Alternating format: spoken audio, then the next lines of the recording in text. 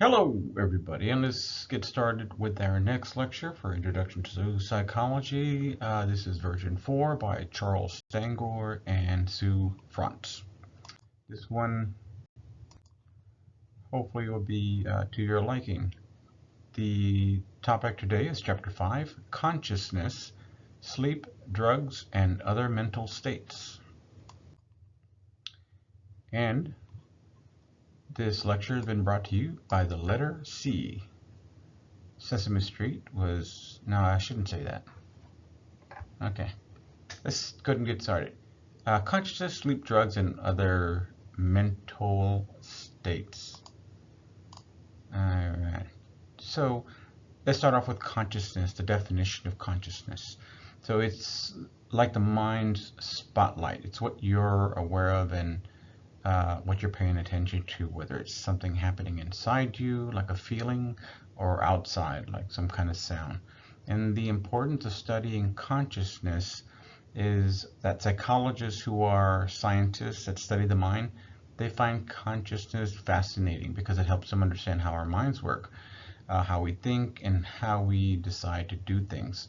Everybody has an individual experience. When we talk about consciousness, a personal experience, everyone's consciousness is unique, meaning that you notice and think what you notice and what you think about you is special, only to you. And yeah, just mainly to you.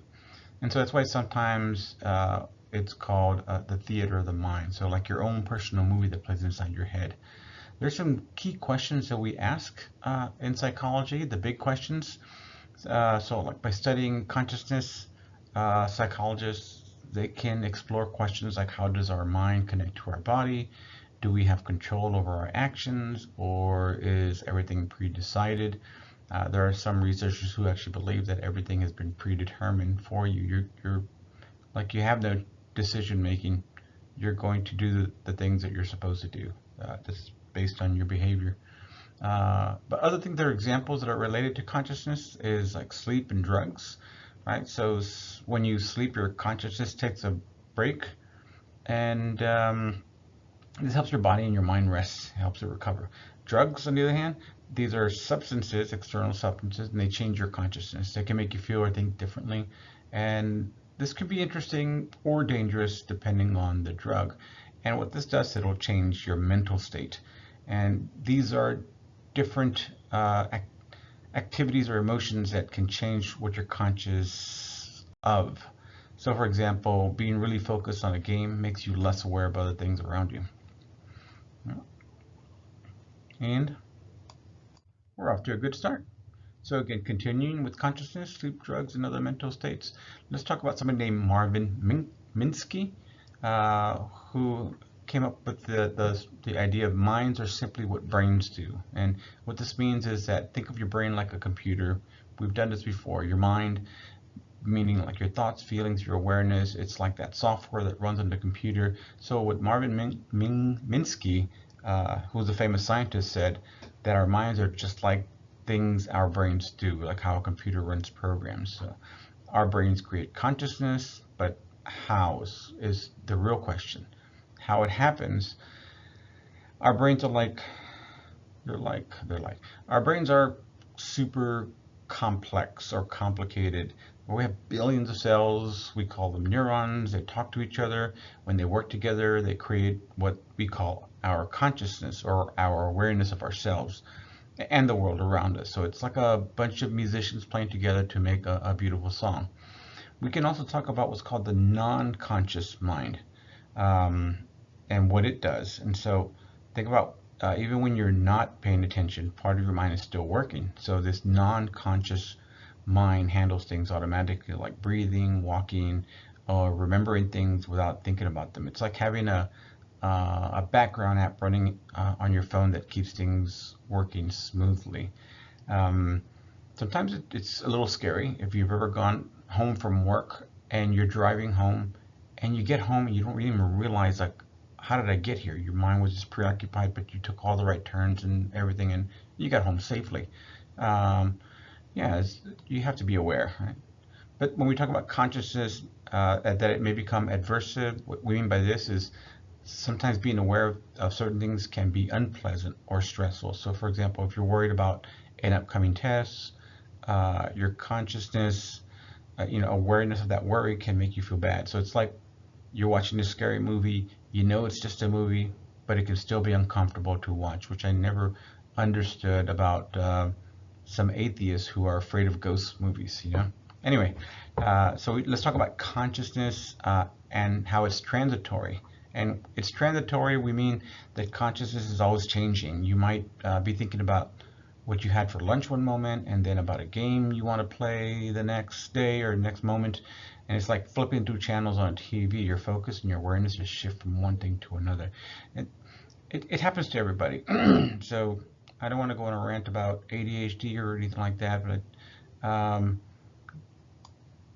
yeah, I'll just stay off that topic. There are other ways of handling things like that, and sometimes it's just normal for your mind to skip and race through different things. It may be advantageous that your mind is doing something like that, but we try to stop that for people because we think it's not productive. I think it's scary when we use medications to stop these processes if we don't understand them well. All right, learning objective 5.1. I'm not going to read these anymore, just to make the video shorter. Okay, so those are 3 objectives. You can pause and read them right now. All right, so let's talk about sleep and dreaming and how it revitalizes us for action. So the big idea is that sleep and dreams are super important because they help our bodies and our minds get ready for a new day. They recharge us just like how you recharge your phone's battery. There are these biological rhythms that we go by that dictate this, and these biological rhythms are like the natural clock inside our bodies that keep track of time and they make sure things happen regularly, like sleeping, waking up, eating. They're actually chemical processes, and I can actually show you one day. And the time it takes for these processes to occur is like 12-hour cycles of 12, 24. It's pretty cool. I think we adapted that way because of the planet we live on. So think of these rhythms as the schedule that you follow every day. You're going to school in the morning, you're coming back in the afternoon. There's something called a circadian rhythm, and that's the chemicals that I won't get into it now, but I'll try to show you sometime during the semester. So a circadian rhythm is a special type of biological rhythm. It lasts about 24 hours, and it's like a daily timer that tells your body when to sleep and when to be awake. So imagine that your body has an alarm clock. It makes you feel sleepy at night, and it wakes you up in the morning. And then this alarm clock is what we call your circadian rhythm. How all of this works together. So the biological rhythms and the circadian rhythms, the biological rhythms, which you see in the larger circle, these are the regular cycles that your bodies follow, like when we feel hungry, when we feel sleepy, and other routines and activities that we do. The circadian rhythm, the stuff that's in a small circle, this is that specific 24-hour cycle that controls our sleep-wake pattern. And it helps us know when to go to bed and when to wake up. And why all this matters? Well, because sleep is important. Sleep actually helps your body repair itself. It keeps your brain sharp. Without enough sleep, we end up feeling tired. We can't focus. It's when we dream. And dreams are actually more important than we realize. They help process our thoughts and our experiences. And sometimes dreaming can solve problems, or they can just make us feel better emotionally when you wake up. But just like, again, recharging your phone lets you use it again the next day, sleeping, dreaming recharges you, and you're ready for all the activities and adventures of the next day.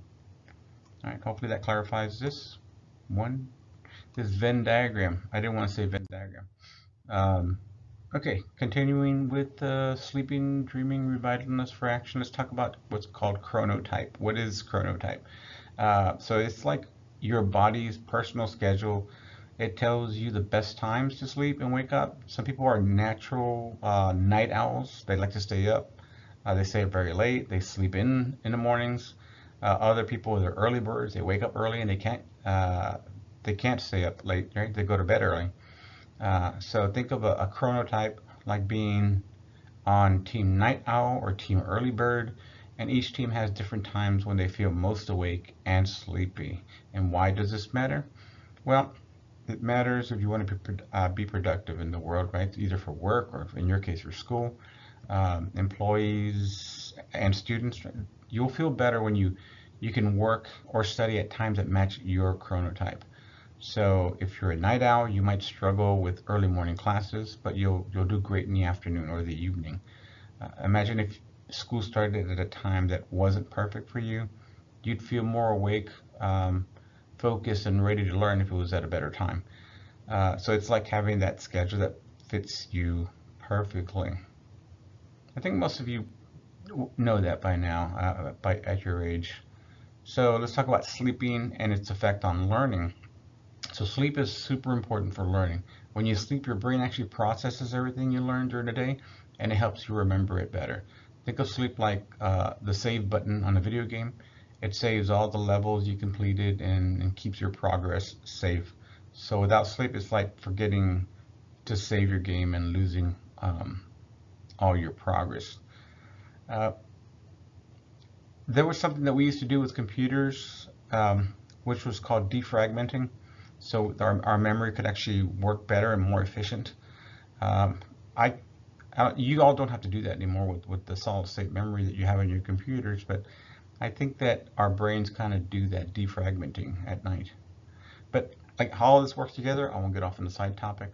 It's your body's natural sleep-wake schedule, right? The chronotype. You know your chronotype can help you plan your day better. It helps you perform better. So when you follow your chronotype, you can feel more alert and you do better in school or in work. So follow that. Don't fight your body. Work with your body. And again, if you get enough sleep, that's going to help you learn. It's going to uh, give your brain that chance to organize and remember everything you learned. So making you smarter, making you more prepared for the next day, understanding that chronotype that you are, getting enough sleep and getting the appropriate sleep for the best times of days, you're going to be at your peak, at your best. Okay, let's look at this 3 block diagram here. Let's talk about the big idea. Sleep and dreams, again, they're crucial because they help our bodies and minds get ready for the next day. They recharge us like a phone needs to be charged. So let's talk about starting off with the hypothalamus, right? So here they show the hypothalamus, that tiny part of your brain that plays that big role in controlling your sleep, which we talked about in the previous chapter. It analyzes the strength and duration of light, and this means it notices how bright or dark it is around you, and it uses that information to help you manage your sleep. Imagine that the hypothalamus is this light detector in your brain, and it gets so when it gets dark, it tells your body it's time to get ready for sleep. It's really fascinating how light actually affects this one particular chemical reaction that takes 24 hours, and another one takes like 12 hours. It regulates your sleep. It's just really cool that this is a chemical process that's happening in your brain. Yeah, I can't wait to actually show you all the visual.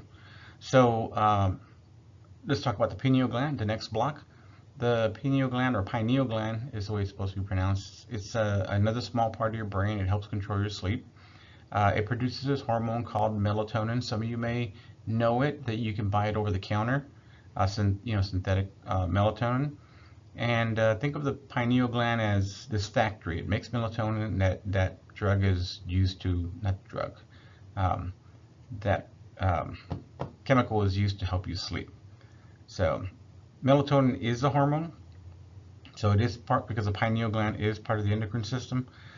So it is classified as a hormone. And again, its main function is just to help you sleep.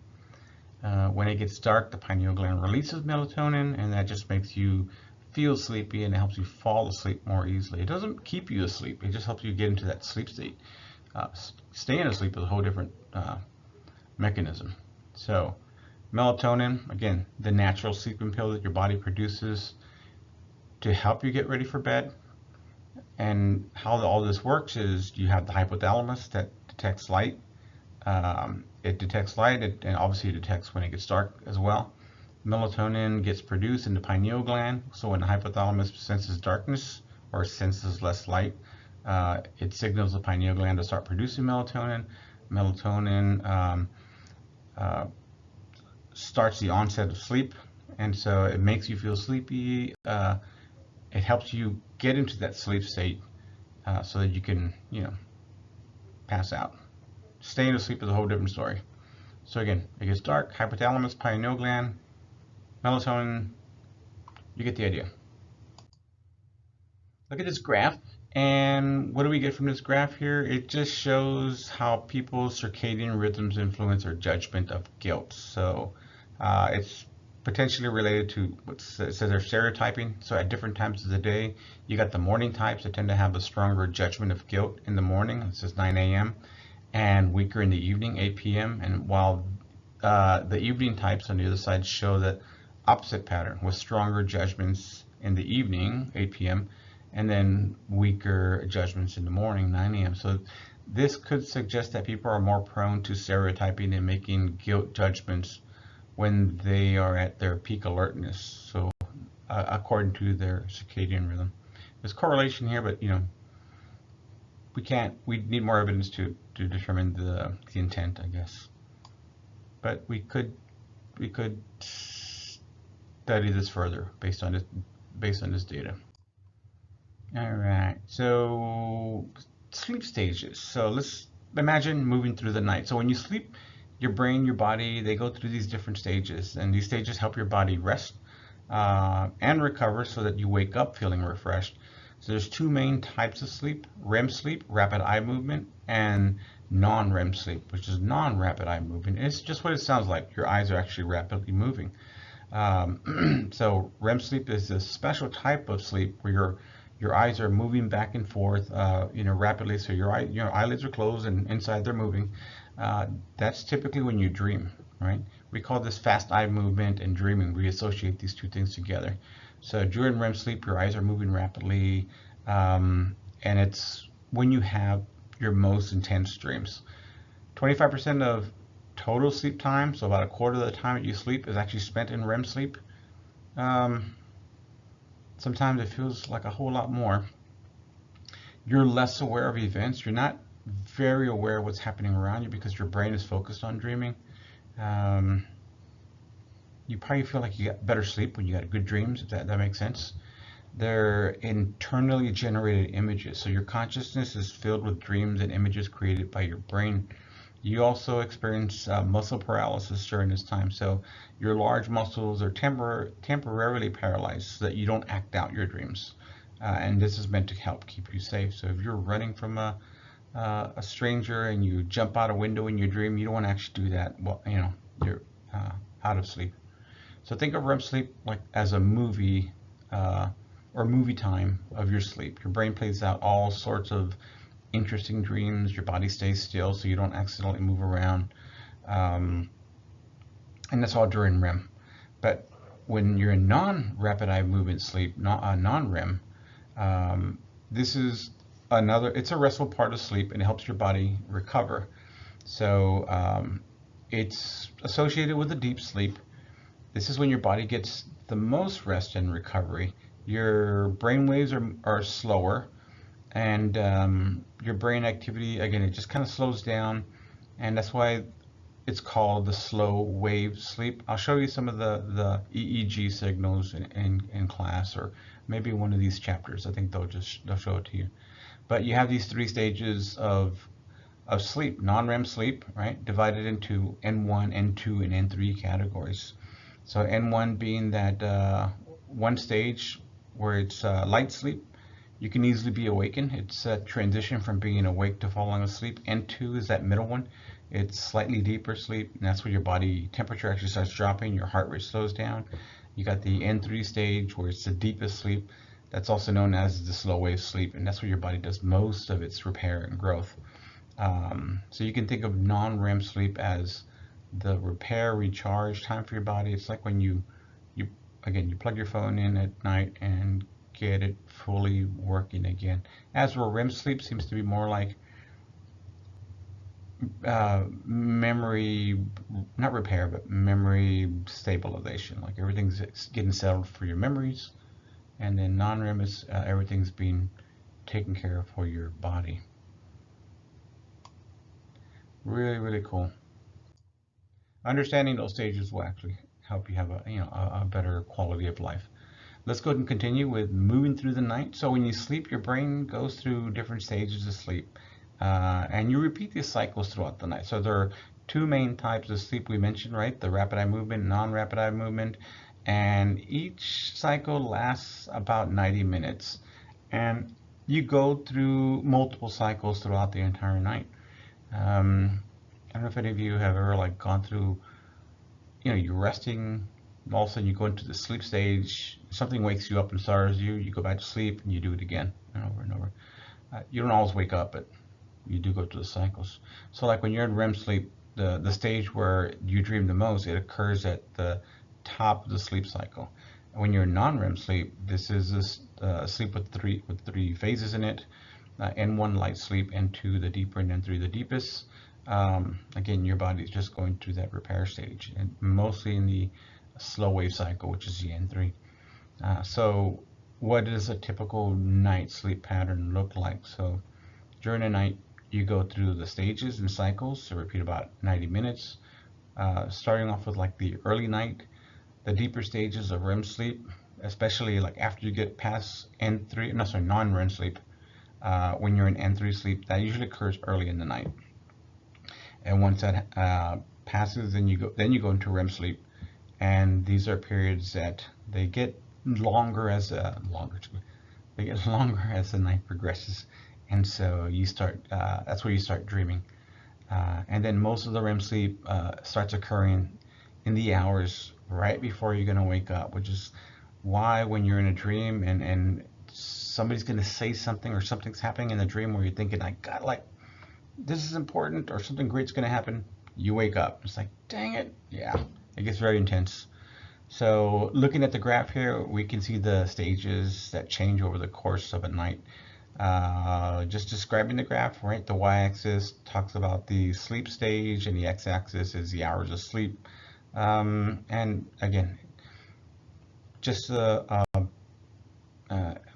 graphical representation of your sleep cycles and how they work throughout the night. I won't go through that too much because I think it's self-explanatory from what we said. All right. Oh, here they are. Yeah. Okay, I'm glad they have these EEG recordings of brain patterns during sleep.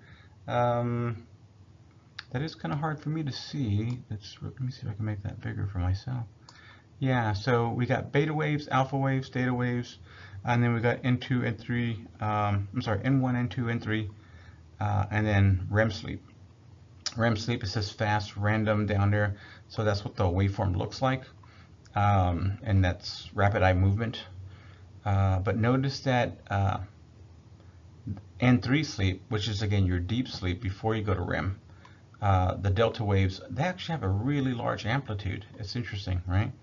So when you're awake, your brain kind of looks like, when we're measuring electrical patterns in the brain, you have that tiny little waveform, kind of looks like noise, but the amplitude is very, very small.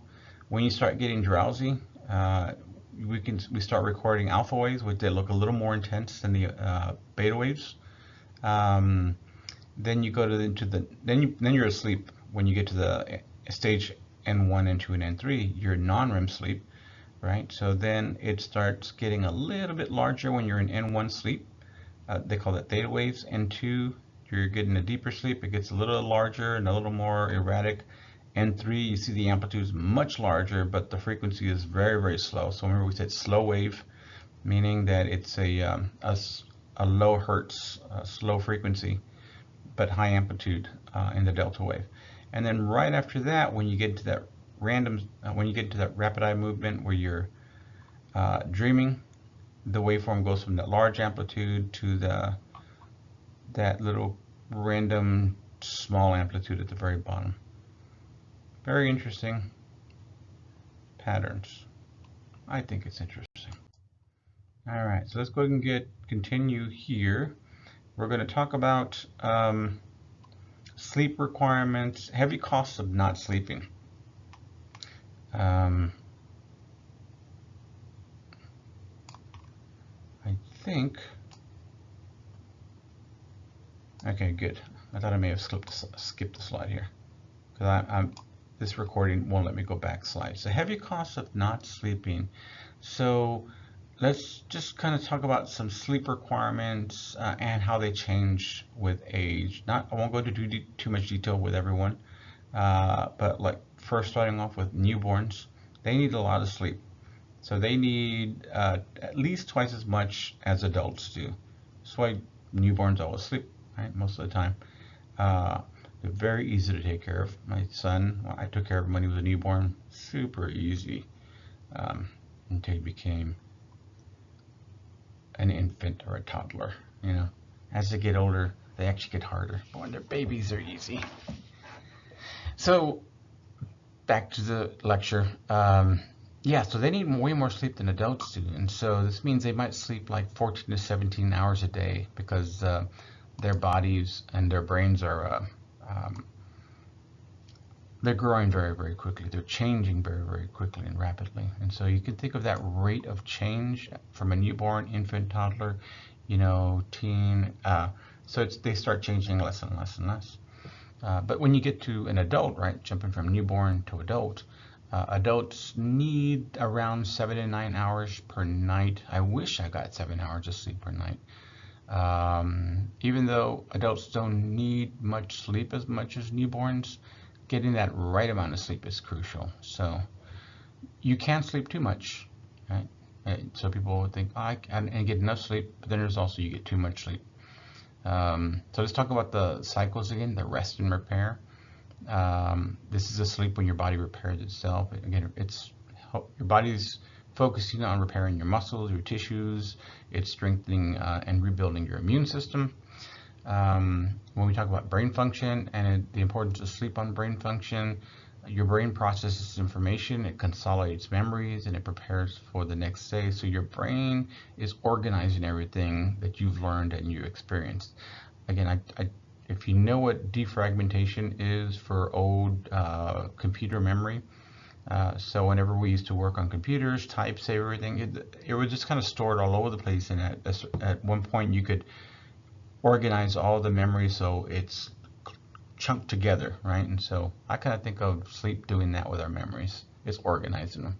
So you need to get a lot of sleep. So that's going to help you feel better. It's going to help you think clearly, and you're going to be able to react quickly, right? Because all of those things that you learned are stored appropriately in your brain, and you need sleep for that. If you don't get enough sleep, right, even if you just miss like 1 or 2 hours of sleep, you can feel grumpy, you can feel stressed, you can feel anxious. So sleep is pretty important. It can make you have a hard time managing your emotions, right? You can become increasingly sad or just fluctuate with your feelings and your emotions. It can also lead to performance issues. So if you don't get enough sleep, it can affect your focus at school. It can affect your daily decision making. It can affect your memory on remembering things. So it's like, let's say you try to do your homework and you have that foggy brain, you can't recall something that you maybe had just read. Yeah, so it can lead to a lot of health problems. So you shouldn't miss out on sleeping regularly. I know young people do because they're out late partying and trying to do it all at once. And your body may be able to compensate at the very beginning, but over a longer period of time, it's not going to be able to do it. Your immunity is going to keep getting weaker and weaker. You're going to start gaining weight faster. You're going to increase your chances for chronic conditions like diabetes, heart disease. So sleep is super important. So think about whenever you have a big test at school or some big event, right? You're the star player for your basketball team, and you stay up late playing video games. You only get like 5 hours of sleep instead of 8, or whatever that nominal amount of sleep is for you. And then the next day you're going to find it harder to concentrate. You feel tired, sluggish. You can't focus. Your skill is not up to where it should be if you're, if you're doing something active. And so, again, I'm stressing this. It's very, very important for your body to have this time to recover and repair itself. So both your memories and your physical, muscles and tissues. All right, so here we're just kind of breaking down how not sleeping well can affect your body at different ages. So everything from newborn, 0 to 2 months, that's what a newborn is. If they don't get enough sleep, they won't develop properly, right? They'll get cranky, they'll be difficult to feed, they'll grow slower because they don't sleep enough. Um, an infant is like 2 to 1 year. So if they don't get enough sleep, right, same thing, kind of get fussy, they get hard to soothe down, and like their ability to learn new skills actually gets delayed. So maybe talking, walking, crawling, all those things that they're supposed to do could suffer from that. When they're toddlers, between 1 and 3 years, um, if they don't get enough sleep, um, they they don't experience their normal days like others. This is a time when they're exploring, they're learning, they're understanding their surroundings, so they won't be able to do all that kind of stuff. They'll seem more irritable. They'll throw tantrums, right? Because they're just irritable. They can't control their behavior. Preschool, 3 to 5 years. If they don't get enough sleep, right, this is a pretty big time for growth and development. So this could lead to not just like physical growth problems, but it could also lead to developmental problems as far as like being able to pay attention, the social interaction, that kind of stuff that doesn't develop well. And it can all be due to just not getting enough sleep. So once they're in school, 6 to 12 years old, so this is like the primary school, elementary. If they're not sleeping well, you can notice that they end up having really poor concentration. They tend to have lower grades than others. They tend to get sick more often. Their immune system isn't as strong. And again, this continues up until when they're teenagers, which is like 13 to 18. And I think there's no way you can not know what's wrong with a teenager because they'll let you know. So when they don't sleep well, they get moody. They have a hard time concentrating, and then all of this leads to other issues like depression, anxiety, and there's no way you'll not know that your teenager is going through this. I probably shouldn't say it like that. Let's talk about adults, right? 18 to 64.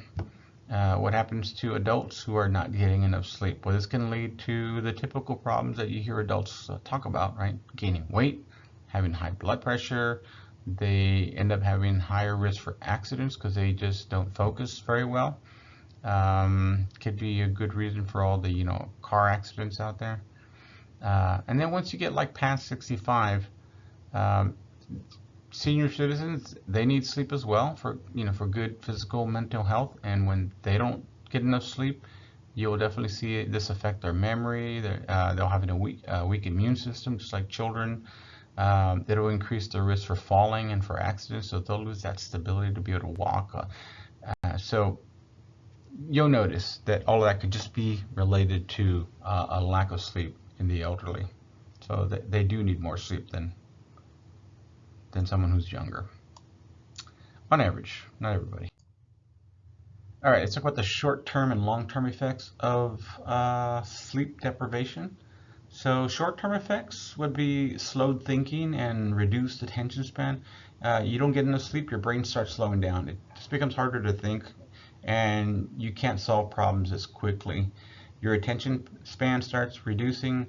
It makes it difficult to concentrate and pay attention, let's say in class, or let's say while you're doing your homework, or if you're doing some tasks at home, someone's talking to you, you have a really hard time just focusing on what they're saying. Your mind's wandering. It leads to poor memory, right? So lack of sleep affects the ability to not just remember things but in long term. You can remember things short term, but you don't move it into long-term storage, and then it goes.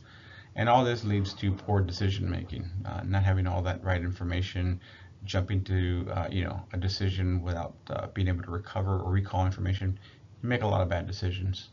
On top of the things that are obvious, like you also have a lack of energy. You'll feel tired, fatigued. You won't be motivated to do things. This sounds horrible, right? Get some sleep. And for some individuals, it does lead to mood changes. You'll see, you may know someone who, if they don't get the full 9 hours of sleep instead of 7, They become extremely irritable and moody, and it leads to just general anxiety, irritability, right? You can all this can cause this increased feeling of stress and anxiety. It just makes people more annoyed at the littlest things. Long-term effects, you can get some more serious effects, like you increase your chances for type 2 diabetes, because you're actually affecting how your body regulates blood sugar. If you're not sleeping well, that will actually develop a condition of diabetes. You can actually develop high blood pressure. Not getting enough sleep, this can raise your blood pressure over time, and that's a risk factor for heart disease and stroke. So people with sleep apnea, which we'll talk about later in this presentation, are at higher risk for high blood pressure because they're actually not sleeping well. So if, that will kind of like lead to heart problems and other cardiovascular things, and maybe possibly a stroke or a heart attack, sorry. But a stroke is something else that you can experience if you don't get enough sleep, and that's when blood flow to part of the brain is blocked and you have dead brain tissue. All of this can lead to fatigue, and it'll lose your ability to want to do things, and all that will actually kind of not help you, but it will cause you to gain weight just because you're actually not as active. You won't be able to control your anger, your hunger, and your appetite. So all of this kind of leads to it cascades. You just get obese, and it gets worse. It gets worse. So not getting enough sleep will affect your immune system. It will affect your health. It will affect your daily, routine functions like your hunger, your thirst, and everything. And you are at an increased risk for becoming obese and then getting diabetes, having a heart attack, all from sleep. I better get some sleep. Insomnia. You might know what insomnia is. I'm sure most of you have heard this. This is when people have trouble falling asleep and staying asleep, right? Or they wake up too early and they're not able to go back to sleep. So you go to sleep at, like, say, 9 o'clock, but you get up at 2 in the morning, and that's it. You're wide awake. You're not going back to bed. So it's that inability to fall back asleep. Or you get up in the middle of the night. Same thing. You toss and turn. You have things in your mind, and you can't go back to sleep. You get frustrated. You try to go to sleep, but the idea of not falling asleep makes you more frustrated. It just cascades. Yeah, so insomnia leads to all that, or it can be indicated by all that. And it can be because you have too much stress, anxiety, maybe you're studying for a test in psychology and you can't sleep because you love psychology so much. And what it'll do is it'll make you feel tired the very next day, and that's going to keep you from concentrating properly, and also, again, will probably affect your mood. Now, I mentioned sleep apnea. People with sleep apnea actually stop breathing in the middle of the night. So, yeah, they just stop breathing, and that interrupts their sleep. They may actually be knocked out and not conscious, but it affects the sleep pattern. And so if you're not getting that N1, N2, especially the N3 sleep, your body's not repairing itself. You're increasing your blood pressure. You're at risk for higher cardiovascular disease, stroke, and all that stuff. So sleep apnea can actually affect your health. Even though you may not remember actually physically waking up in the middle of the night, but what you're doing is you're going in and out of that non-REM sleep, and so you're never really fully resting. Narcolepsy, this is another condition where you just fall asleep during the day, like for no reason. You could be standing in front of someone, you're having a conversation, and all of a sudden you just close your eyes and fall asleep standing up. I knew someone who had narcolepsy, and that actually happened to them. Sleep attacks, they'll call them, and it just happens. It's how the brain controls sleep and wakefulness, so they have a problem with that chemical circuit, and it's tricky to manage that. Someone like this, I don't know how they deal with driving around if they have something like this. Maybe they have to be driven around all the time. They can't get a driver's license or something. All of these sleep disorders can actually affect your quality of life. So let me stop there and move on to our next slide. All right. This one, sleepwalking, right? Somnambulism. So this is when someone gets up and starts walking around while they're asleep. I knew someone who actually did this. I never saw it. It was a friend of mine's wife, and they tell stories about what she would do. So during sleepwalking, part of your brain that should keep you resting and still is still active, and so you end up getting out of bed, you end up walking around, but you're not actually awake. And so for my friend's wife, she was always like at work, so she was like opening up the place at work, like she was unlocking the door and moving all these things, but obviously there's nothing there. And and yeah, so and she knew that she did this, which is interesting, but it never got dangerous. But it can be, right? If you're in if you're somewhere where there are things that you can trip over or get hurt, so it can be a dangerous thing. Sleep terrors or night terrors. These are episodes where a person suddenly feels extremely scared or panicked while they're sleeping, heart's racing, all that kind of stuff. And so parts of your brain become active and they make you feel really scared, even though you're you're still sleeping deeply, right? You just go into this panic mode internally.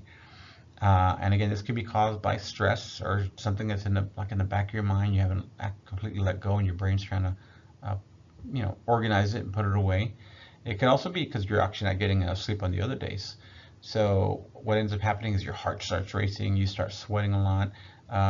Some people actually scream and shout, and you might not even remember that you had a night terror or what was going on. There's something called REM behavior disorder, and this happens when you act out vivid dreams while you're asleep.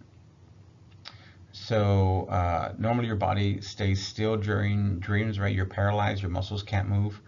But in REM behavior disorder, you're this part of your brain that doesn't work right. So you move your arms, your legs, you kick in the middle of the night. Maybe my dog, all my dogs do this, like when they're sleeping and they're laying on the ground, and then all of a sudden they're just barking, and they don't completely move, but you can see their legs and their paws moving a little bit, like they're chasing something in their dream.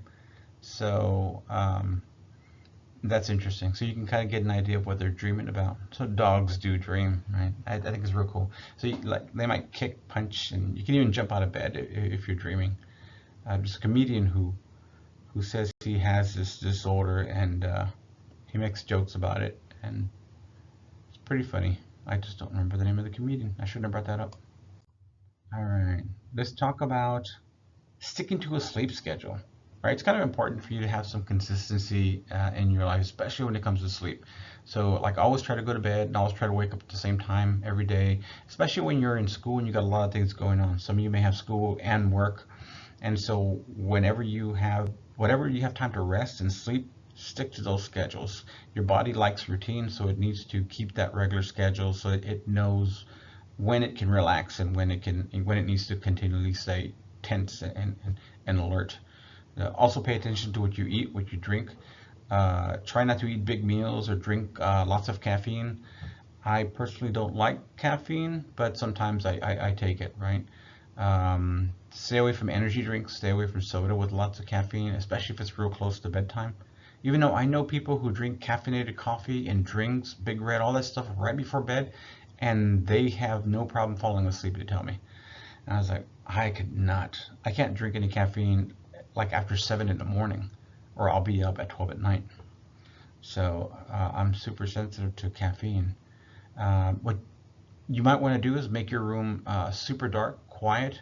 There were these sleeping chambers that they used to have in the old days, like the 1800s. And they were basically like your bed was in a wooden box. So imagine a full frame where it's got those four corners and the pillars, and it's got the curtains, like those fancy ones. But instead of that, it's an actual. It looks like a closet, and there's a bed in there.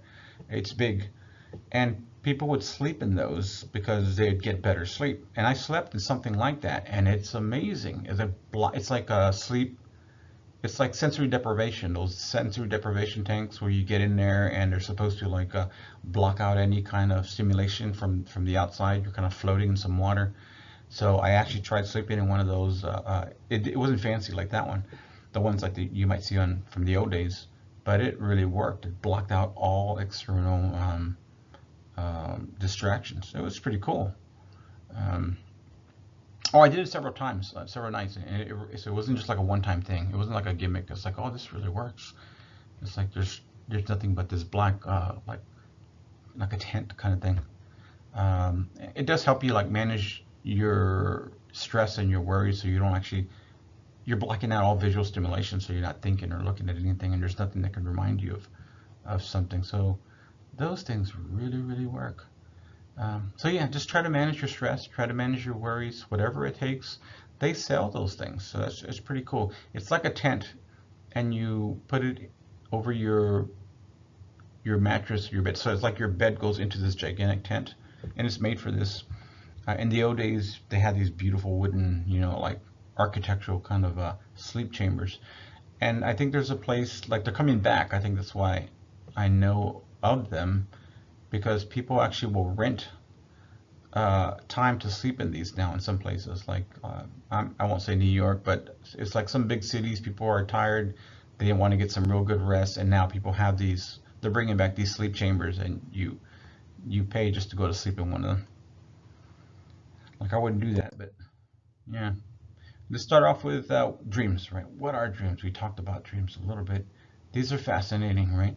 So, on a superficial level, we can say dreams are like movies, they're stories that play in your mind. Your brain's kind of like putting all these things together. Sometimes your dreams are chaotic, and sometimes they look like they're actually making sense or making some kind of story. Um, Often dreams will reflect things that you've experienced or thought about during the day. That includes things that you're worried about, your fears, and things that you're excited about. Sigmund Freud, again, he's a famous psychologist. He had this idea that dreams were like wishes. So he believed that they showed what you secretly wanted or desired. Freud has like a interesting perspective on psychology. There's a memory theory. So scientists think that dreams help your brain sort through memories and decide which ones to keep for long term. There is a relation between sleeping and memories being put into long term memory versus short term memory. So that is true. Um, but whether that's the main purpose or not is up for discussion. But it does assist. People who don't get enough sleep have problems with long-term memory. And then the same people, when you allow them to get good sleep, they can recall things, long-term memory. So you'll remember something today, and it's not just you remember it for the day. You'll remember it. It goes into long-term memory in your brain, and you can recall it a week or two later. And people who don't get enough sleep, they literally can't recall anything other than if it's short-term memory. So you remember something 30 minutes and then you forget it if you're sleep deprived. So there's a lot of evidence for the memory theory. So Freud, he might be right to some extent. It could be multiple things. We have the activation synthesis theory, and this theory suggests that dreams happen because you have these random signals in your brain. So the brain tries to make sense of the signals, and it just creates a story or an image in your brain. Now we're told that we remember things better when we associate it with a story, and so this actually might be part of that mechanism for why you can remember things and why it's in long-term memory, because your brain is kind of like putting a story with it in your sleep, and it's doing it, and you don't have to worry about it. It's just subconsciously attaching the memories of the day, the things you're worried about, to some kind of story, and it's in there now. How it works, people don't know, but they know that it does have an effect. That's it. Activation synthesis theory. Okay, takeaways. What slide are we on? Oh man, it's only halfway. Takeaways. Oh yeah, I said I'm not going to read the takeaways. You guys can read them yourself. Let's go to another takeaway and new objectives. I won't read these either because you can read these. I just want to go straight to the lectures to make my lectures recording shorter. Okay, so stimulants. Let's talk about drugs now. We got another half of this presentation to go to. So stimulants are a psychoactive drug. They affect how your brain and your body work together. So what they'll do is they'll block reuptake of chemicals like dopamine, also norepinephrine, which is also noradrenaline, right? The norepinephrine is called noradrenaline, and then serotonin. And what these chemicals do is they help control your mood, your energy levels, and your ability to focus. And so if they're inhibiting the reuptake, they're in your system longer. So stimulants will make you feel more awake, more alert, more energetic, and they can actually improve your mood. They'll make you feel more happy, more excited, and you'll be just more willing, more, you know, not more interesting, but more willing, just like happy. Common stimulants are caffeine. Most people drink caffeine, coffee, or in some kind of energy drink. Nicotine was a big thing. I don't know if people, I don't see smokers very often anymore, but nicotine is in vaping now, so maybe that's what everyone's finally switching over to. Cocaine is a stimulant, right? But that's an illegal drug. Other amphetamines, whether it's a prescription, like something for ADHD, or something that's like a natural thing called CAT, C-H-A-T. And that's just a plant that's chewed. And think of it like, it's not tobacco, but people say they get the same thing from tobacco. They'll chew it and they'll get this rush. And so people, when they chew tobacco, that's what they're doing it for. But CAT, it's a plant, you chew it and it gives you this stimulant effect. And some cultures use it. It's mentioned in your book, that's why I'm talking about it. There's other things that do this too. I won't talk about it because it's not really in your book. But maybe during lecture I'll add some of the other stuff. There's something called kratom. It comes from the plant Mitragynea speciosa. Sounds like a Harry Potter thing. And depending on the doses that you take a certain amount, you feel relaxed. You take a lesser amount, you feel stimulated. So it's with the exact same, dosage. I don't know how that works because I haven't studied it, but I know what it does, and it's proven to do that. It's just interesting. A certain dosage makes you relax and kind of like sleepy and everything, and a little bit more of the same thing makes you like hyper wired or something like that, or vice versa. So and you get instructions like on how much to take it, how much to take, which I find interesting. That one drug can do that. It's a tea actually. So interesting. Depressants, let's talk about those. These are, again, another type of psychoactive drug, and they slow down or they depress activity in the brain and the central nervous system. So what they do is they increase the production of a chemical called GABA, and that stands for gamma aminobutyric acid. And what that does is it decreases the production of acetylcholine in your brain. And acetylcholine is like a precursor. It's needed for neurotransmitters and stuff. So if it's not there, the other stuff can't be made. And so GABA helps calm nerve activity, and that ends up making you feel relaxed.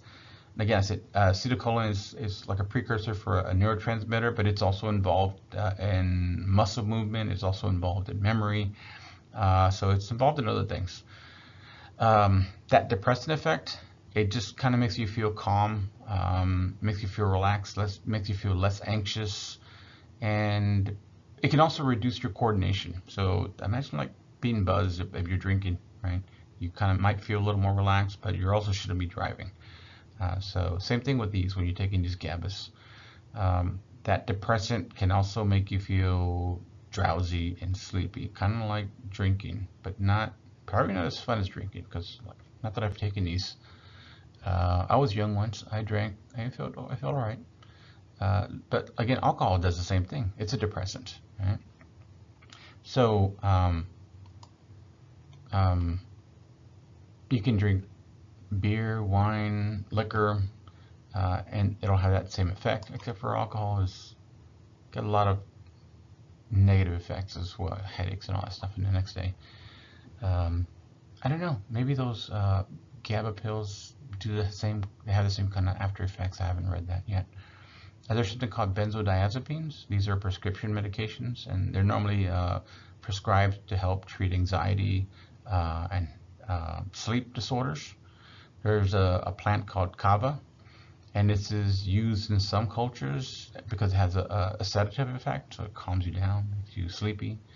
Again, these are natural. They're plant derived, kind of like kratom, which is found like in countries like Thailand. Japan as well. Japan has the tea ceremony. If you've ever seen Japanese people do the tea ceremony, and they drink this very, very bitter tea, but it actually it'll calm people down. And they normally do it for like really important people who show up to their home, and they'll do this whole tea ceremony, showing the respect for the person. But it's has a very calming sedative effect because the teas there actually do what people say they do. It's not like the teas you buy from HEB. Right. What else? That's it. Oh, these things can be misused. It's kind of hard to misuse a tea. It has a sedative effect. Other than it'll just make you fall asleep. I guess if you shouldn't be sleeping a lot, but you do it and you sleep when you're not supposed to. All right, let's talk about psychoactive drugs, opioids, and hallucinogens. So we're familiar with opioids and hallucinogens. Right now we're in a big opioid epidemic. All right, let's talk about some of the examples that we have here in the slide, like oxycodone, heroin, codeine, fentanyl. All of these are examples of opioids. And again, it says opioids are similar to endorphins. We talked about endorphins being the body's natural painkiller, pain reducer.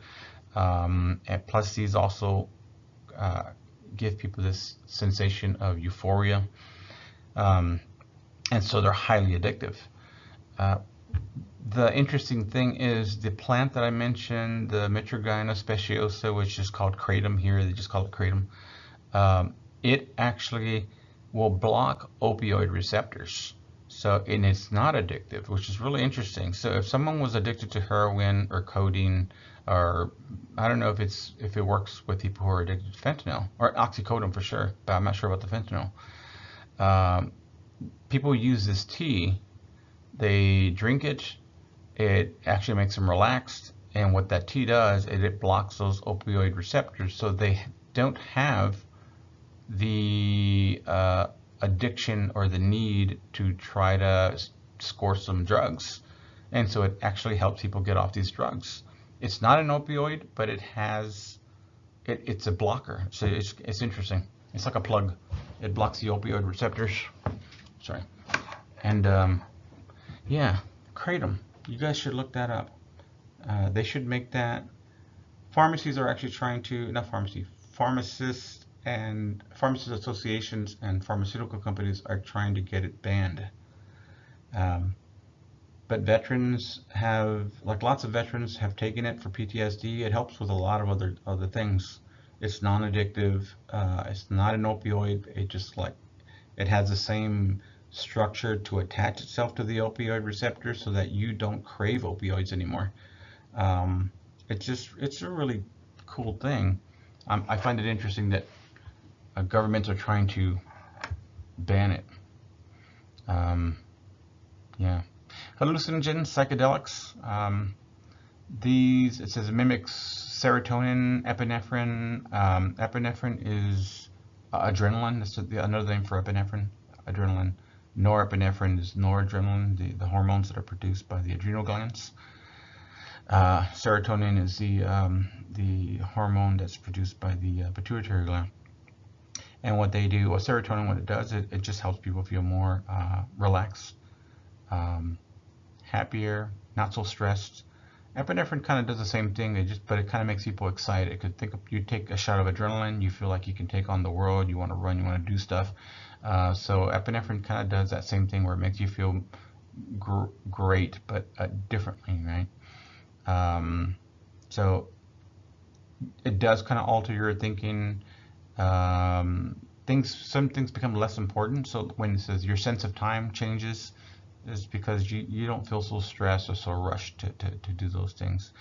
It does affect your emotions, but I think it varies with individuals.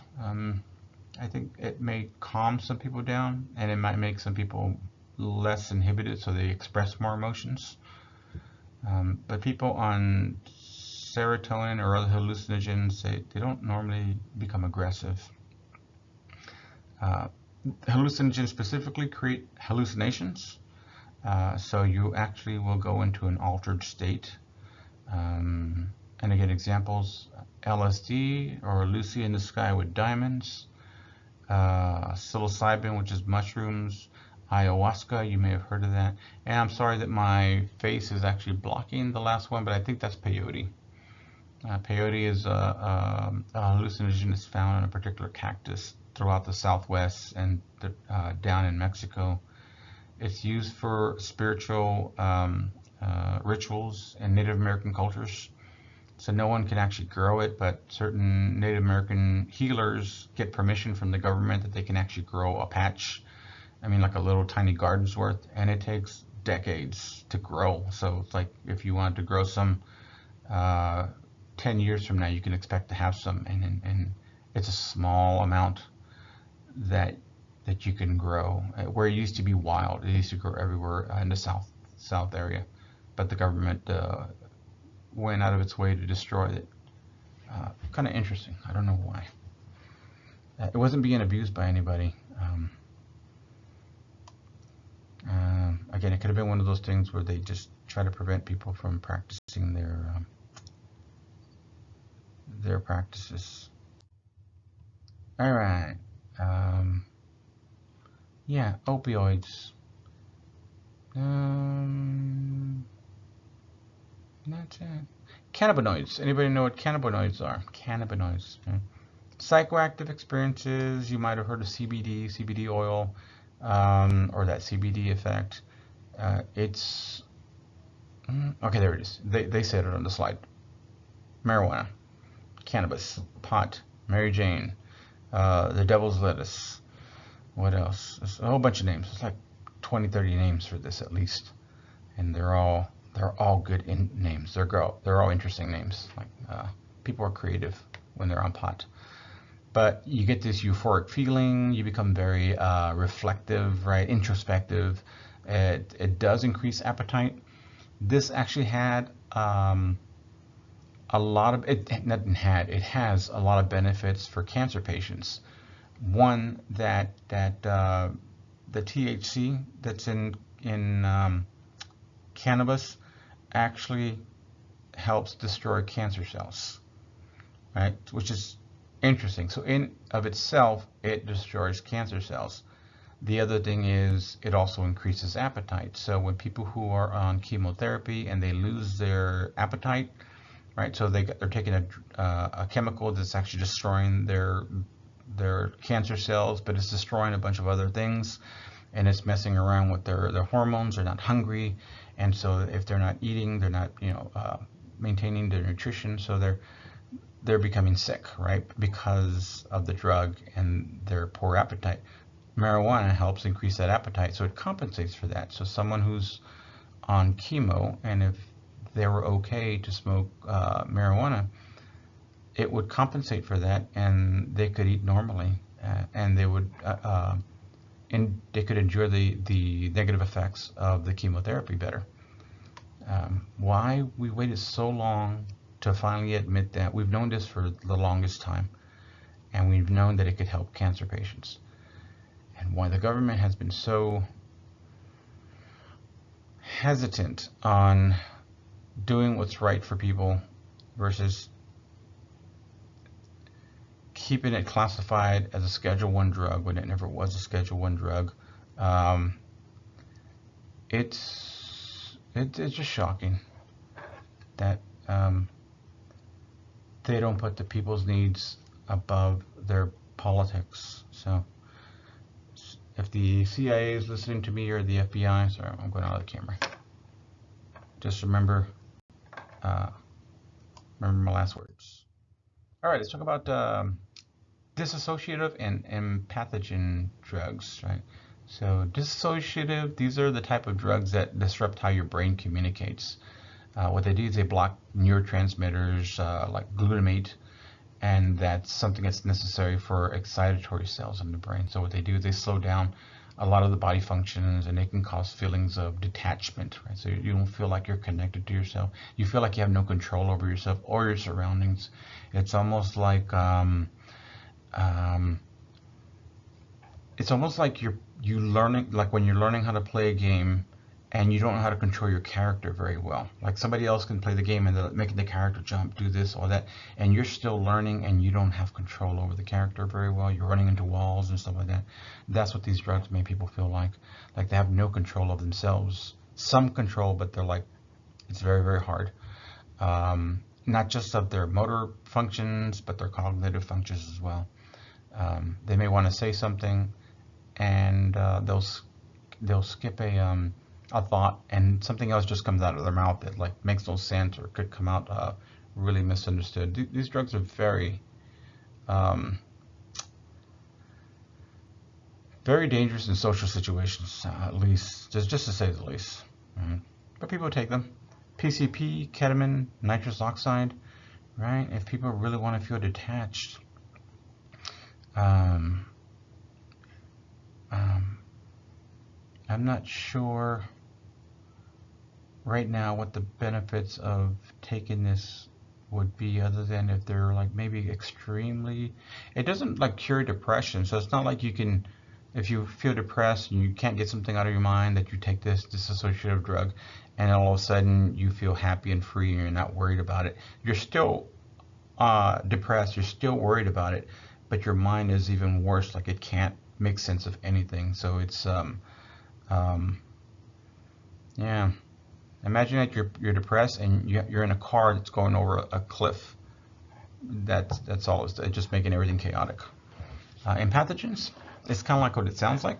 Chemicals similar to serotonin, dopamine, epinephrine, and they mimic these empathogen feelings. So it makes you feel more connected to others. MDMA, you might have known this as ecstasy, right? It was called Molly in my day, Black Molly, and today they call it ecstasy. Not that I know anything more about it than that, but I know what it was called in the street. It has a lot of other side effects, like these can cause your heart to race. It can cause you to dehydrate extremely fast. It can cause your body to overheat. You can experience these really wide mood swings, and it can lead to like brain damage, kidney damage, and all that stuff. So MDMA is not something to be playing around with. But not that I know people who take this, but I've seen it like in YouTube videos, and I feel bad because these people are destroying themselves from the inside out, and they think they're having a good time. All right, let's talk about altered consciousness and psychoactive drugs and what this means. So altered consciousness refers to changes in how your brain and your body work when you take some kind of psychoactive drug. So they affect your thoughts, your feelings, perceptions, they'll affect your behavior. When someone takes a drug regularly, one of these drugs, their body actually tends to, they start becoming accustomed to it, they get used to it.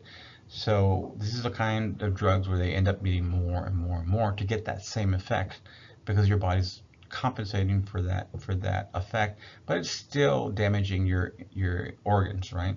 So you're taking more and damaging yourself worse just to get that same feeling. This leads to that addiction where you have to take more and more and more, and you want that feeling. So you want to continue using the drug. You become reliant on it because you can't feel better unless you take it. You become dependent on it, and you have the strong need that if you don't take it, things are going to get worse. So you get these withdrawal symptoms once you stop or you're removed from taking the drug. So when people suddenly get removed from the drug or their doses get reduced too quickly, they experience some really horrible withdrawal symptoms. And they present themselves physiologically, so it's not something that's just in their head. Their body, it does actually get sick. It's fighting it. It wants it. So like the normal sick, anxiousness, depression, stuff that you can't typically see, but like when they can't sleep very well, they're shaking, they're sweating, all these physical observable effects that you can see, vomiting, because their body is basically throwing a tantrum that it wants this drug until you get past it. All right. Opioid epidemic, I'll talk a little bit about this. It's kind of getting worse, right? So we know that opioids are a type of painkiller. But they can also make you feel relaxed. They can make you feel happy. Remember, they're addictive. When someone starts taking them regularly, their body starts needing that drug just to get to that normal level or what they consider that normal level of feeling good, right? So it makes it hard to stop. It makes it, you get very anxious if you're not at what you consider now to be normal, and so you want that drug over and over. And if you were to cut that off from somebody, abruptly, it's the same thing, a really bad withdrawal. They start feeling extremely sick. They start experiencing pain. They're vomiting. They're nauseated. The anxiousness and depression that comes along with most of the withdrawals, but this one again presents with real physiological, observable effects. You can also overdose on these. So overdose happens obviously when you take too much of the drug, and it's more than the body can tolerate, more than the body can handle. So opioid overdoses are different in that they can actually occur really slowly, and a person doesn't know it, and their breathing will actually start becoming compromised. And so it's a little different than some other overdoses, like people who overdose on Tylenol or something like that. So before, they may not realize that they're overdosing. Their intention was not to overdose, but it's common because they don't see it. It's like the frog in the boiling water thing. You throw a frog in boiling water, it jumps out. But you throw a frog in tepid water and you increase the temperature slowly, slowly, slowly until it's boiled, the frog dies because it got accustomed to it and it died. Same thing with opioids. Some statistics here on that graph, right? 2019, it says over 70,000 people had overdose. So it's a pretty serious problem. 2019, so this is way before the influx of fentanyl after that year, 2019. So the border, so I don't know if I should talk about topical events during my lectures. Okay, right now it's 2024, and so if anyone's seeing this lecture in the year 2300, right, I'm doing this on one of these old computers. What I got on my head is speakers and a microphone. We are not transmitting thoughts and memories and things, psychically. We're not there yet. But in 2019, our borders opened up, and what that did was it allowed a massive rush of opioids to come across the border. And our Native American reservations are on the border, and they got hit pretty hard. So imagine that someone starts just slipping in some of these opioids into certain people's, anything. Before you know it, they kind of want that drug without them even knowing they're taking that drug. That's why you see, you'll hear about people overdosing when they're taking something else that wasn't fentanyl, right? Because they're slipping in the fentanyl and they're mixing it with other things so that they will become addicted and they'll want that drug. And so then I have customers who are already are sold on wanting the drug who never wanted it to begin with. So our Native American reservations are being destroyed by this influx across the border because of cartels they're coming across the borders and going through the reservations because the reservations don't have the infrastructure to protect or stop them. And along the way, they're causing destruction and just wiping out the rest of the indigenous culture. So it's just a huge, horrible thing that's happening to our people in the South. It doesn't get talked about. So in the year 2300, if you all are wondering, what is a Native American? I'm not the last, but I'm probably going to be one of the last because our government just allowed all of this to flood the southern territories. All right, but you need a prescription if you want to get legal opioids. We do prescribe them. Doctors do for reasons like cancer patients who are under extreme pain. Right. In that case, if they're terminal cancer patients, they don't really hold back. They just want them to be comfortable, and so they'll give them what they need. Yeah. So so they have their uses. They have their medical uses, which is good. We don't want cancer patients to be hurting or suffering any more than they have to. Let's talk about these different types of opioids. We have what's called any opioid, and that's just anything from prescription painkillers, heroin, synthetics or fentanyl, which is like really destroying our Native American communities at this moment. And people can overdose from any of these. They just have to take the right amount or misuse them, even if they're prescriptions. We have things called synthetic opioids, and these are, well, fentanyl is an example of synthetic, and any kind of analog that it's made from fentanyl. Now, fentanyl is a medical drug, and they do use it in surgery for anesthesia. So it has its medical uses, but people learned how to make this really dirty outside of a pharmaceutical lab, and it's out in the streets.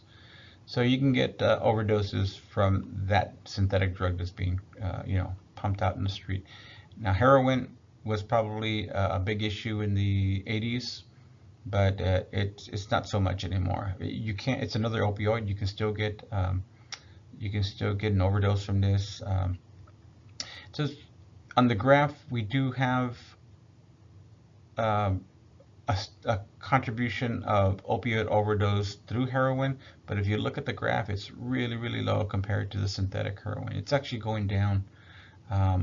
It's just easier to get prescribed opioids. Oxycodone, there's lots of doctors who are misprescribing, and they were getting kickbacks, money for selling it. Basically, they were part of the drug cartel, and people were dying because of that. What doctors were doing. So it's like, why get heroin when we can get a prescription for something legal? And then fentanyl itself, synthetics, were out in the street, and a tiny amount of fentanyl can do way worse damage than the opioids that are being prescribed. So a little fentanyl goes a long, long way. So you can see that synthetic opioids are really high up there versus the prescribed and heroin. Now, when you see the graph where it says any opioid, that's all of them together. So just kind of ignore that graph, that line. Just focus on fentanyl. It's shooting up while heroin and the other opioids are dropping. You never know. Maybe the pharmaceutical companies will actually fight the cartels, because the pharmaceutical companies won't be making money and the cartels are making money. So we may see a pharmaceutical cartel war because cartels are taking money away from the pharmaceutical companies. I think that would be funny. Yeah. Well, not funny. I think that would be amusing. All right. So psychoactive drugs, why do we take them? Enjoyment, pleasure. That's one reason people take psychoactive drugs, because it makes them feel good, makes them feel happy, relaxed, and makes them feel euphoric. So they get this strong pleasure feeling when they start taking them. They try to escape unhappiness in life, right? So it could mean they just have poor coping mechanisms in real life, and it's like an alcoholic always running to alcohol and drinking beer to escape real life. And so it's the same thing with this. It's just another drug like alcohol. It has this numbing effect. It provides some kind of temporary relief from those feelings, and in some cases, like you said, it gives a euphoric. So replacing a depressive feeling for a euphoric feeling, like, I understand why people would take it, but it's better to have a natural coping mechanism and a psychological way of understanding to deal with your issues. There's also cultural, spiritual reasons. I mentioned peyote. Peyote is used in spiritual dances amongst Native Americans.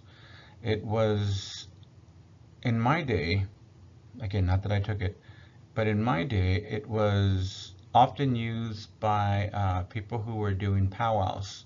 Now, powwow isn't what it is today. I see people have powwows, and they have these big, dance ceremonies. People are dancing, they're praying as they're dancing. As they're dancing, they're actually praying. So that's the whole thing about the dance. When you see the powwows and you see the Native Americans dancing, it's a spiritual thing. They're communicating and they're praying, so that's their way of doing it. In the old days, they would take peyote, and it's a hallucinogen, and so they would do it in order to actually see and communicate with the other side. And so that was the whole point of the powwow, to communicate with the ancestors and the Great Spirit and so forth. But the peyote really helped them cross over. Today you'll see powwows. Well, they don't do that. It's more of a family-friendly kind of a thing. So when I was young, we weren't allowed to go near powwows. And so now I see powwows happening everywhere, and everyone's celebrating them. And I still have that like urge inside of me. It's like I'm not supposed to go. I'm not supposed to go. But it's something real nice. It's changed. It still has that spiritual part to it without the peyote. And there's still tribes that still practice that, you know. So and they have the right to practice that in this country. So that's why certain healers are still allowed to grow patches of peyote. When I say patches, I mean something that's much smaller than your typical driveway. So it's not like a giant field of cactus and peyote. It's like, think of half a driveway, maybe. It's hard to grow. All right, I'm not going to read the takeaways like I said before. I'm not going to read the learning objectives. This is supposed to be going faster. Let's talk about altered consciousness, and we're going to start off with hypnosis. Right? I know it's hypnosis. So what is hypnosis? So it's the state of focused attention, right? You're heightened and you're very suggestible. So during hypnosis, therapists will actually use hypnosis to help you get into a relaxed state. You're more open to suggestion under this state, so they kind of help you get through issues by giving you cues to facilitate something that you need to do that you probably wouldn't do. Nothing bad, but like they're supposed to help you in a good way. So it helps you focus. It helps you concentrate on specific thoughts, feelings, memories. And it's used today for therapeutic purposes, reducing anxiety, managing pain. It helps you overcome bad habits. Not like the magicians at the stage who make you cluck like a chicken. That doesn't really work that way. So when you're in this hypnotic state, you feel relaxed, basically. You feel really focused. If you put your trust into the physician, the clinician, it's because you trust the clinician that you're open to suggestion, right? But they put you in that relaxed state to make you open to suggestion, so that way, when they suggest things to help you, and you do the exercise with them, that you'll more than likely follow the good advice, right? So meditation, it's a practice. You have to work at it. You have to train to do it. You can't just like go start meditating today and you perfect it. It takes a while. It involves you altering your breathing, altering your sensations, how you react to the things around you, and how you can block things around you. It's a long process to get into that meditative state that they want you to get into. All right, we're almost done with today's lecture. Some myths and facts about hypnosis. Right? So you've seen this in magic shows on TV, right? And again, they just do it for fun. It's for entertainment, and a lot of times they pick an audience member and they ask the audience member, because I've seen this behind the scenes, and they play along, and so the audience member will act like they get, they go unconscious at the snap of a finger, and they'll say cluck like a chicken or something, and the audience member does it, and people are like, wow. But normally they get real lucky and they ask for a volunteer, and the person's willing to play along, and so that's why they do it. They don't really have control over you the way they do on TV, so it doesn't work the way you think it does on TV.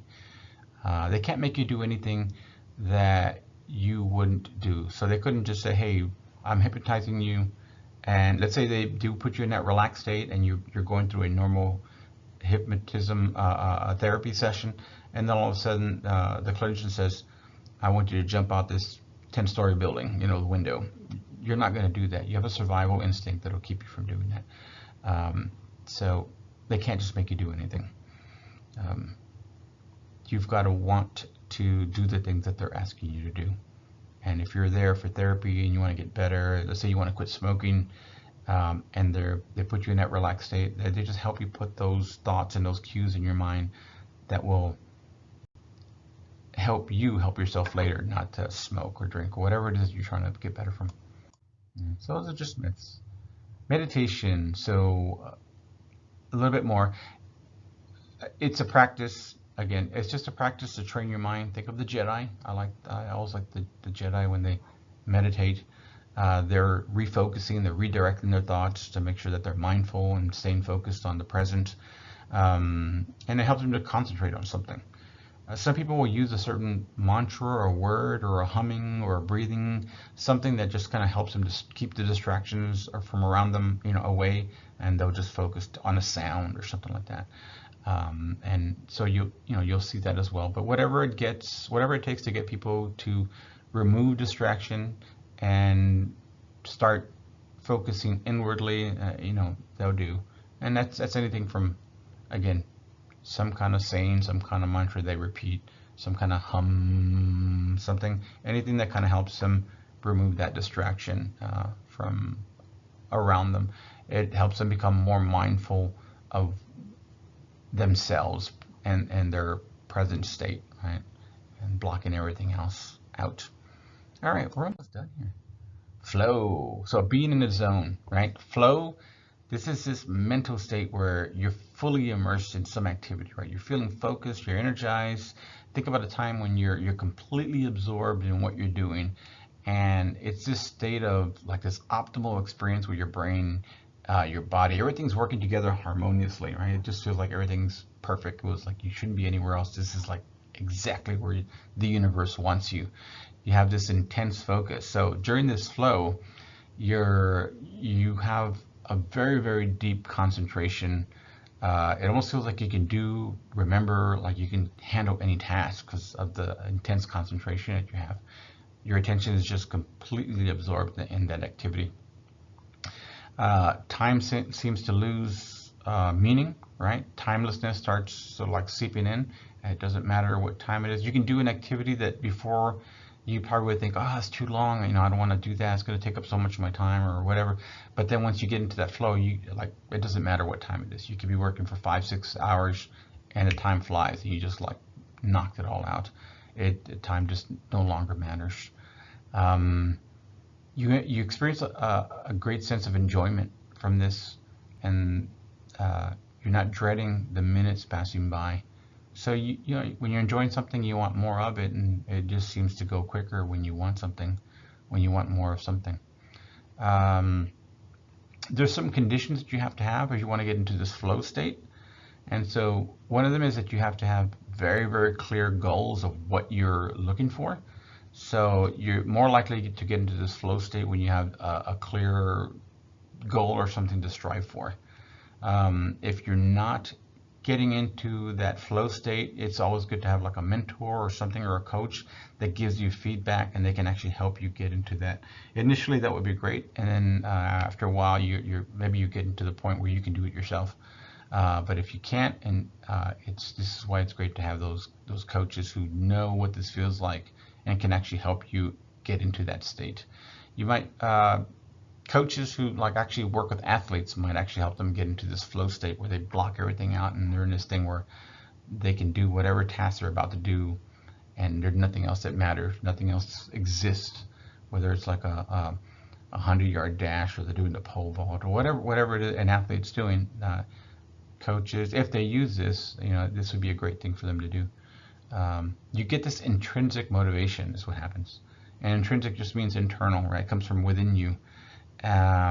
Because you find enjoyment and you have this personal reward system that you're gaining from this thing, that motivation is coming from within you. It doesn't matter what anybody outside is saying or doing. They can't demotivate you because you're getting something from it internally. And this could be anything like maybe you're in a band and you're playing music and you can just keep playing and the time just flies by. You're painting, you're drawing. Maybe I get into these moods where I can write. I write really, really well. People love my writing, but I get into these modes where the words, everything just starts flowing, and it's creative, and I'm writing, and the thoughts are coming to me, and I'm just putting things together, and it's very fast. And like if I was a rapper at that particular time, those times I could probably just like throw out some lyrics, but I'm not a rapper, I can't do that. But when it comes to writing, I have to be in these particular moments where I don't control it actually. For me, they just happen randomly. And I feel it when it's like this ideas are just pouring, and I can actually sit down, start writing, and um, I don't stress if I'm writing 1,000, 2,000, whatever word. I can keep going, and the story's moving, it's continuous, it's flowing, everything's making sense, and so I get into those flows. But for me, I know what it feels like. I just don't have a way to get myself into that. I don't know if there's like a coach who knows specifically what I'm talking about, and they can help someone who's a writer to get into that flow. But yeah, I've been in that situation. Also, like I'm not an artist. I'm not a very good drawer. I can draw technical diagrams with angles and things in engineering, but I also get into those flows where all of a sudden I can look at something and I just have this ability to, you know, to draw or paint something, and it comes out really, really well. But there are moments. Once the moment is gone, it's like I don't have that talent. It's not a talent that I have. It's just weird. I just become hyper focused, and then I just have this ability to draw like for the next hour. And then same thing with writing. I have this ability to just write and things people really, really love, and then it goes away, and I don't have that creativity anymore. It's super interesting. It's a flow. I know what it feels like. But for me, it happens randomly. I don't know if any of y'all experience that. If you do, if this is an online class, respond back on the comments and tell me what it is, or if you want to share it with the class. If this is a face-to-face class, think about something and that you want to share in the class with flow. Flow is really cool. It's anyway, we'll stop there because this is a much longer lecture than I intended it to be. Thank you very much. We're done, and I will see you on the next one. I won't read the takeaways. You have those. Thank you very much.